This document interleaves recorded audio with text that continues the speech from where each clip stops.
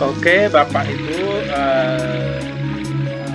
prakarya siswa yang sudah berkumpul pada kesempatan kali ini, saya akan menyampaikan materi saya tentang kantor hegemoni itu numpang di dalam hegemoni digitization ya, digitization ini ya. Jadi fenomena hegemoni oleh digital ini ditumpangi oleh sebuah kekuatan yang mengkanter, gitu ya. Itu yang disebut kantor hegemoni, yang melawan sebenarnya hegemoni tersebut, ya. Oke. Nah, kalau kita lihat tiga pilarnya Perlas, ya, itu ada pengusaha, ada penguasa, ada citizen atau masyarakat. Nah, kalau ketiga-tiganya ini berinteraksi secara seimbang, maka tidak akan ada permasalahan, tidak akan ada konflik di dalam perjalanan hidup kita apapun itu. Ya. Apapun itu kegiatan kita, entah itu pariwisata, entah itu bisnis, ya, dan lain sebagainya. Ya. Itu tidak akan terjadi. Tapi prakteknya, ya, antara pengusaha, penguasa sering sekali terjadi kong kali kong, gitu ya. Sehingga apa? Masyarakat yang ya.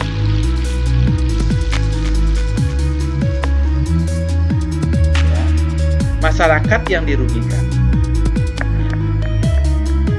Nah, itulah ketika terjadi hubungan yang tidak harmonis antara pengusaha, penguasa, dan masyarakat, citizen atau masyarakat, itu akan terjadi kondisi yang tidak harmonis.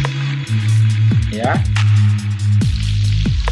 pengusaha misalnya pemilik jaringan, gitu ya, itu pemilik jaringan mencari perlindungan pada penguasa, gimana jaringan internetnya itu diproteksi sehingga tidak ada yang menduplikasi.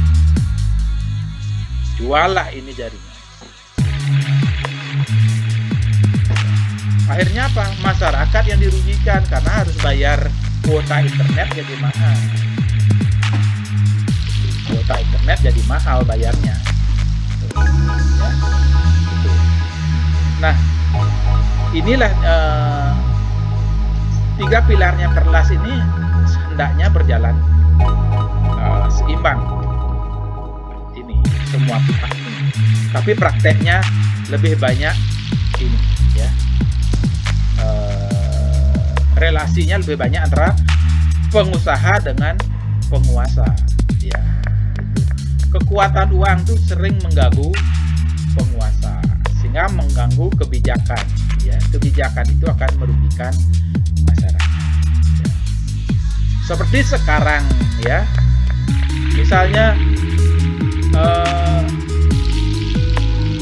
mungkin kita harus menaruh curiga juga pengusaha Zoom, gitu ya, internet ini, ya, sehingga dibatasi pertemuan kita, mempengaruhi penguasa. Bagaimana membuat regulasi supaya pertemuan itu dibuat daring sehingga Zoom banyak digunakan. Akhirnya apa? Interaksi sosial jadi kurang. Ya. Nah, itu misalnya salah satu contoh saja. Kecurigaan orang culture studies itu begitu, orang kajian budaya, orang curigaan. Jadi orang kajian budaya itu orang curigaan. Gitu. Jadi mudah menaruh curiga pada orang lain, ya, kelompok lain, sehingga dia akan mencari terobosan-terobosan lain, ya. Nah, kita biasa sudah jelaskan, beginilah hegemoni Amerika terhadap dunia dalam hal digitalisasi. Ingin Amerika dikuasai seluruh dunia dengan sistemnya,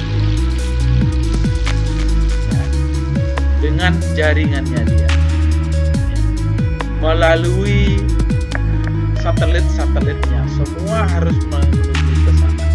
semua harus menuju Google. Ya, gitu. Ini nampaknya ada yang mau masuk ini, saya mau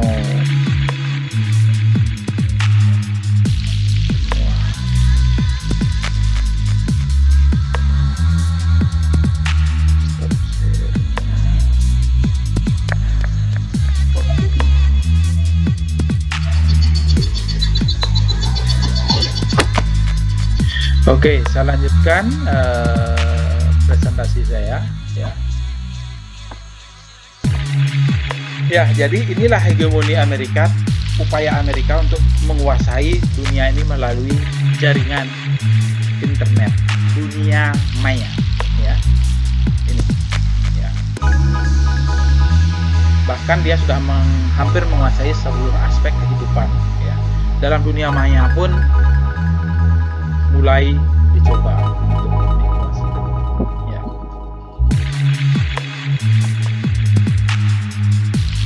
Oke. Nah,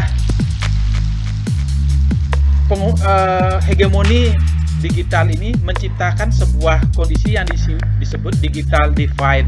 Jadi mendiskreditkan negara-negara yang tidak menguasai internet. Ya. Yang tidak menguasai internet. Jadi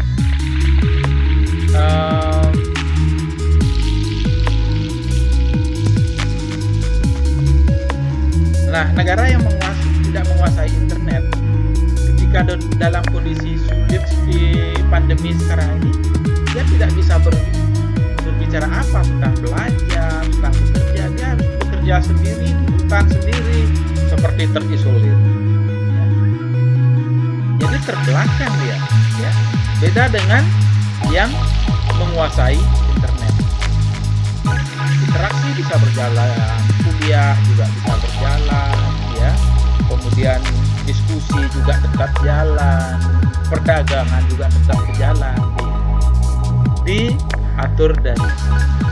Bayangkan, inilah yang disebut dengan digital divide, gitu ya.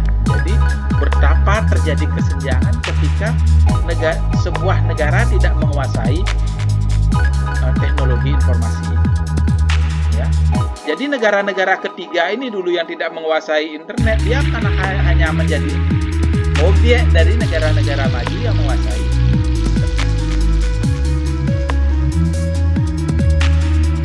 Jadi kondisi ini ya masih berjalan sampai sekarang ya, karena sudah terlalu lebar ya jurang pemisahnya, digital divide-nya ya. Nah, sehingga kita ini ya karya siswa yang ada di sini sekarang, kita harus berupaya bagaimana memperkecil digital divide. Nah, jadi IT gap ini sangat berpengaruh signifikan terhadap kehidupan sosial, politik, ekonomi ya. Jadi luar biasa ya pengaruhnya ya, dari sisi sosialnya, politiknya, ekonominya ya. Apalagi negara-negara ketiga, negara berkembang seperti Indonesia ini ya, hanya akan menjadi objek.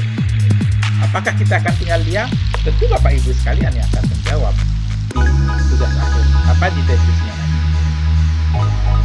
Nah, kita bisa lihat seperti yang sudah sampaikan tadi, bagaimana teknologi hegemoni itu berjalan ya. Jadi e-commerce itu sudah dikuasai oleh Amerika, itu harapannya melalui Amazon ya, betul-betul menguasai dunia. Tetapi harapan Amerika itu ternyata mendapat perlawanan dari Cina melalui Alibaba. Ya. Nah, jadi ini ternyata Amerika tidak bisa sendiri. Ya. Di dalam gambar ini yang biru-biru ini dalam pengaruh Amerika. Kalau ini yang Cina. Ya. Kalau yang biru muda ini sudah kombinasi. Ya. Mungkin dalam satu sistemnya diambil Amerika, tapi sistem yang lain dia menggunakan yang lain, ya. Ini nih yang biru muda nih ya. Kalau yang hijau ini ke Indonesia sudah menggunakan campuran, ya.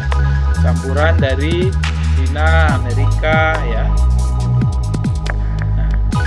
Nah, kita bisa lihat bagaimana misalnya ini bisa terjadi perlawanan Cina ini, karena di Cina sedang berkembang. Huawei sudah menjadi sebuah perusahaan smartphone yang sangat leading, dan bisa-bisa iOS-nya Amerika akan diganti oleh Android-nya Cina, karena smartphone-nya Cina sudah mengembangkan 5G, sementara Amerika belum. Nah, inilah dua hegemoni raksasa ini dari Amerika dan Cina sudah menghegemoni Indonesia. Itu harapan mereka. Tetapi ternyata beberapa orang-orang Indonesia cukup kreatif, ya. Tidak tinggal diam. Dia menumpang di jaringan yang sudah dibangun oleh mereka-mereka ini, oleh Amerika, Cina, ya. Misalnya Traveloka, ya, yang didirikan oleh Ferry, ya, Derianto Kusuma, ya, Albert Sang, ya, yang dulu hanya dibuat di Indonesia, sekarang sudah masuk ke Malaysia, Singapura, dan jadi numpang. Orang yang terhegemoni, bangsa yang terhegemoni sudah mulai numpang di dalam hegemoni tersebut, memanfaatkan jaringan internet itu expand ke negara lain. Zoom gitu misalnya, ini kan dulu orangnya si Eric Yuan ini kan orang Cina. Akhirnya dia lari ke Amerika karena kangen sama pacarnya. Dia mencoba membuat sebuah aplikasi untuk komunikasi virtual, ya. Akhirnya dia merancanglah Zoom, ya. Itu, ya. Dan justru ini menjadi lebih leading dibandingkan oleh yang sebelumnya. Dia juga Eric Yuan ini, dia sebelumnya pernah kerja di Webex juga di Amerika, gitu. Tapi akhirnya dia tidak puas, merasa karirnya mentok, akhirnya dia keluar membuat. Nah, bayangkan orang Cina menyusup ke Amerika membuat sebuah program baru yang mengalahkan program Amerika yang Webex. Ya. Misalnya Gojek gitu ya, Nadiem Makarim gitu ya, buat, ya, Mas Menteri ini ya, mencoba menumpang di situ, di internet itu. Orang Indonesia menumpang di situ. Sehingga mau nggak mau orang luar datang ke Indonesia mau cari gimana transportasi kita, mau nggak mau harus install Gojek yang dia akan bawa nanti ke negaranya. Facebook juga begitu. Facebook ini berangkatnya dari ini orang yang tidak selesai. Zuckerberg ini kan orang yang tidak tamat kuliah. Dia hanya merancang Facebook itu dari sebuah sebuah gudang kecil gitu ya. Akhirnya merancang Facebook ini mengkoneksi semua orang. Akhirnya mau tidak mau Amerika berinvestasi ke situ. Ya. Brian Acton dan Jan Koum ya, dia membuat WhatsApp. Sebelumnya dia kerja di perusahaan Amerika yaitu Yahoo. Dia keluar buat ini, ternyata mengalahkan dia. Ini yang disebut counter hegemoni, orang-orang yang terhegemoni, yang tertindas, yang kita tidak bisa, misalnya Blibli.com gitu, milik Jarum yang orang Indonesia yang juga konglomerat, tapi kalau dibicara di Indonesia dia sudah konglomerat, tapi kalau berbicara dunia dia terhegemoni oleh Amerika. Tapi bisa menumpangi fasilitas yang dibangun oleh Amerika. Ada counter hegemoni melawan ininya, produk-produknya Amerika. Sehingga Amazon itu tidak begitu populer. Amazon ini kan dulu awalnya dia sebuah situs online jual buku, akhirnya baru berkembang. dengan blibli.com, dengan Shopee, ya, Bukalapak dan lain sebagainya, membuat Amazon itu tidak begitu populer di Indonesia.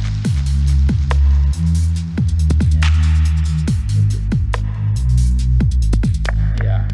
Dan Amazon ini awalnya dia itu juga orang pinggiran.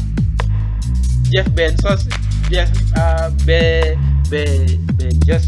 Jeff ini ya, dia awalnya membuat program ini dari sebuah garasi, ya, di sebuah kota Seattle gitu ya.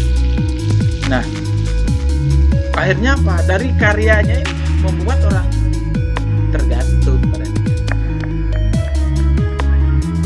yang setelah membawanya menjadi orang terkaya di dunia.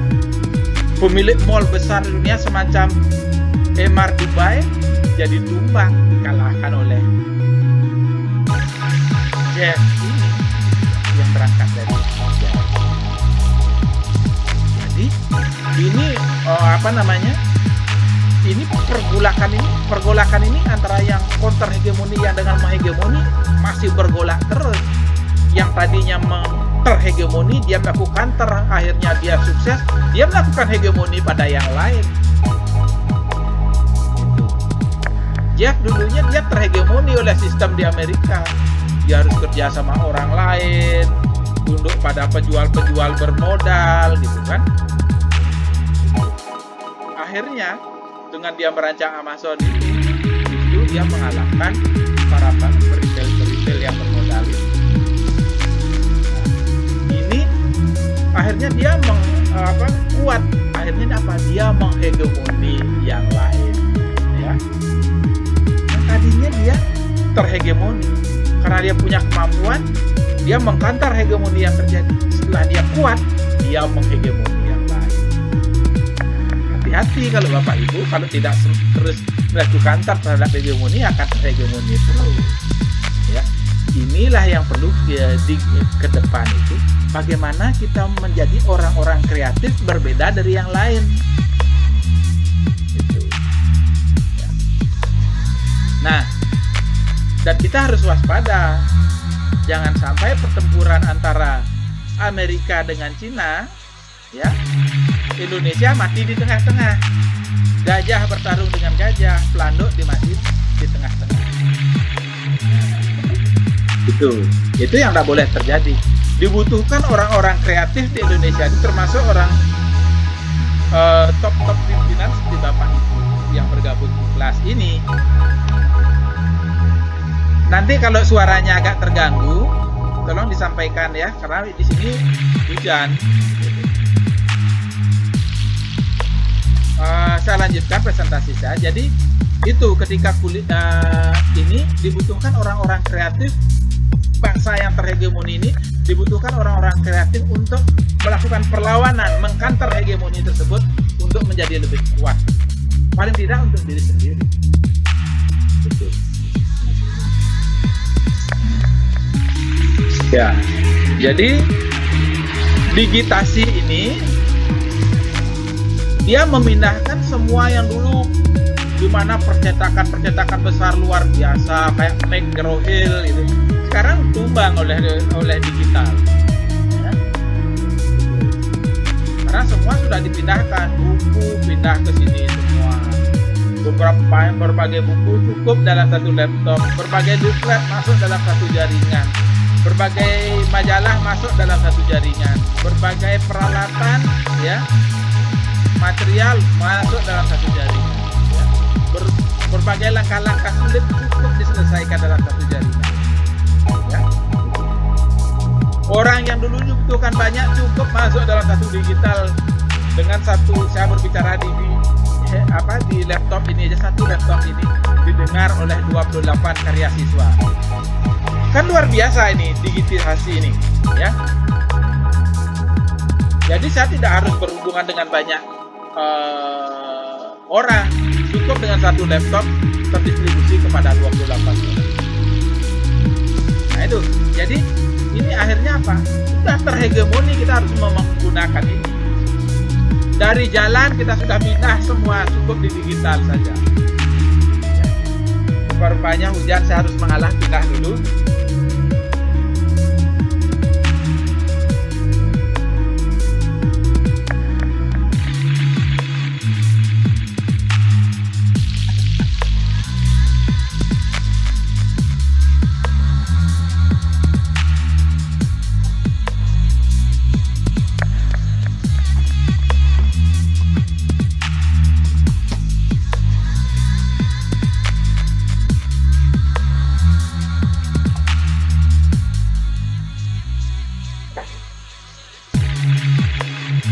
Oke Bapak Ibu, saya lanjutkan.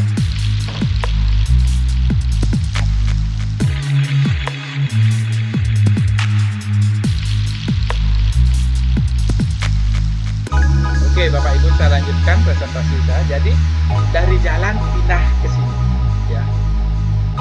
Pindah ke sini. Inilah yang saya maksud dengan turis digital. Bapak Ibu mau jalan ke Patung Liberty, lihat-lihat Patung Liberty, nggak perlu naik pesawat, susah-susah ke Amerika. Cukup dari laptop, kita bisa jalan-jalan. Sebentar Bapak Ibu, saya akan jajak jalan-jalan ke situ. Oke? Ini, jadi semua diringkas jadi satu pada digitasi.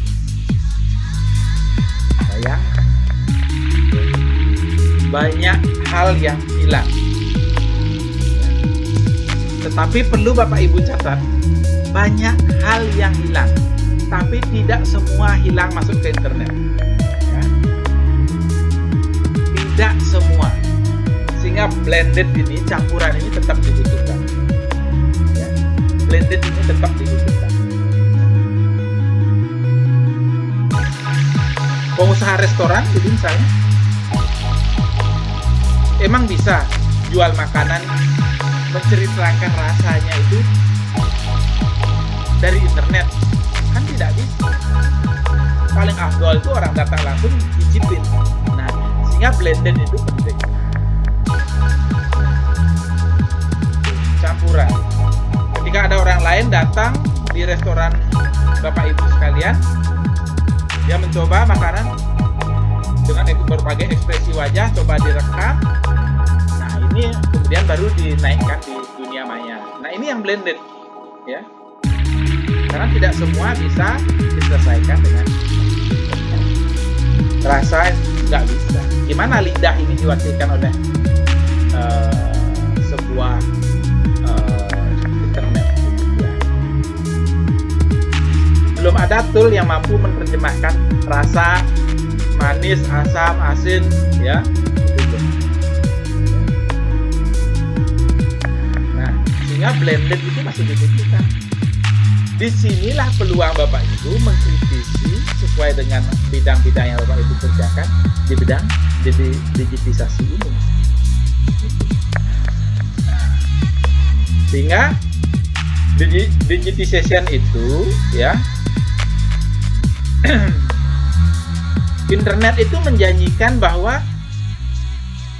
semua orang itu bisa bicara, semua orang itu bisa didengar, semua orang itu bisa berekspresi, ya, mengekspresikan dirinya. Ya. Internet diharapkan bisa membantu untuk mendekatkan, menyeimbangkan gap yang ada selama ini. Mudah-mudahan bisa. Itu pun bisa kalau Bapak Ibu sebagai pengambil kebijakan punya kreativitas untuk menyongsongnya. Nah, sehingga bagaimana suara dari pelaku di bidang tourism ini bisa bicara, menyampaikan pendapatnya, dan bisa juga mendengar apa yang diinginkan. Ya.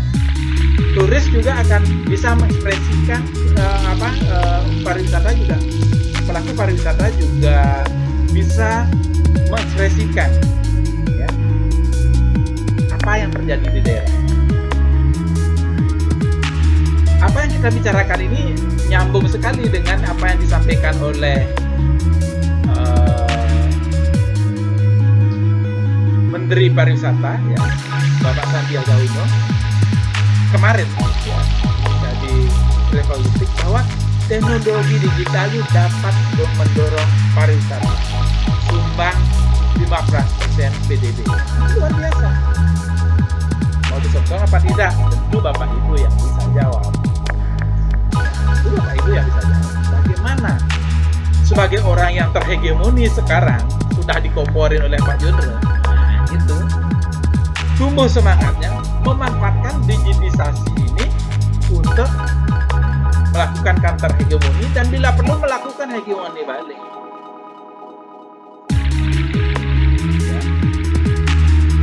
Nah, saya kira itu presentasi saya. Mudah-mudahan bisa dipahami. Selanjutnya mungkin kita buka diskusi sedikit kalau masih ada waktu. Sekarang pukul masih ada 10 menit kita untuk diskusi. Oke, jadi tolong sampaikan pesannya pada teman-teman yang lain yang belum sempat hadir ya di sini atau belum sempat mendengar.